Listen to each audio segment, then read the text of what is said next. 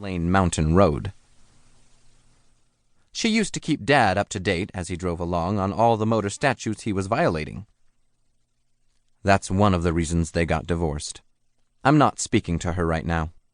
Last Monday, I came back from 2 miserable days in my dad's custody to find she had painted my bedroom a ghastly pink. She said she had read this color was widely used in hospitals to calm mental patients.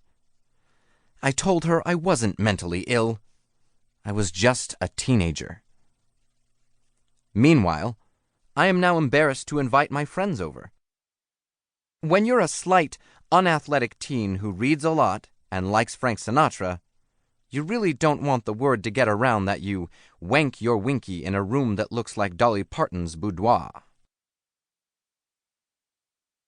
Friday, July 20th. I got a headache from reading, so I thought I'd try typing for a while. I'm still using the F3 help key a lot. Too bad life doesn't have an F3 key. I'd press it and tell them to send over 2 chicks, 16 years old and more than usually horny. This summer, I'm reading Charles Dickens. I've read David Coppertone, Great Expectorations, Little Dorito, and now I'm deep into A Tale of Two Townies. Sidney Carton is so cool. If he were alive today, I believe he would be endorsing fine scotch on the backs of magazines. I like Chuck a lot, but let's face it, you could read him for years and never come to a dirty part. I am boning up, you'll pardon the expression, on Dickens, in anticipation of taking Miss Satron's English literature class next term.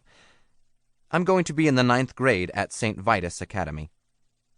This, they tell parents, is the most elite and rigorous prep school in the entire East Bay. Only 40 scholarly wankers are admitted each year from literally dozens of applications. Ravishing Miss Satron has wonderful bone structure and wears tight sweaters.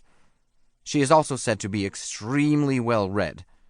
Needless to say, she looms like a titan in my masturbatory fantasies. I am back to talking to my mother. My birthday is coming up soon. She says she will buy new paint for my bedroom, but I have to apply it myself. Personally, I'd prefer a tasteful decoupage of Hustler outtakes.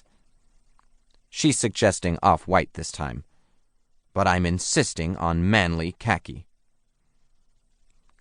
Sunday, July 22nd. Dad was supposed to pick me up at 10 a.m. for some father-son bonding experiences. At 11:15, Mom called his rented bachelor's bungalow and found him still in bed. Doubtless with his latest bimbette. Mom gave him one of her canned high-volume diatribes. At 12:10, he screeched into the driveway, blasting the horn. The drive over to Marin went about as I expected. First, you should know Dad pilots a leased BMW 318i, the cheap one.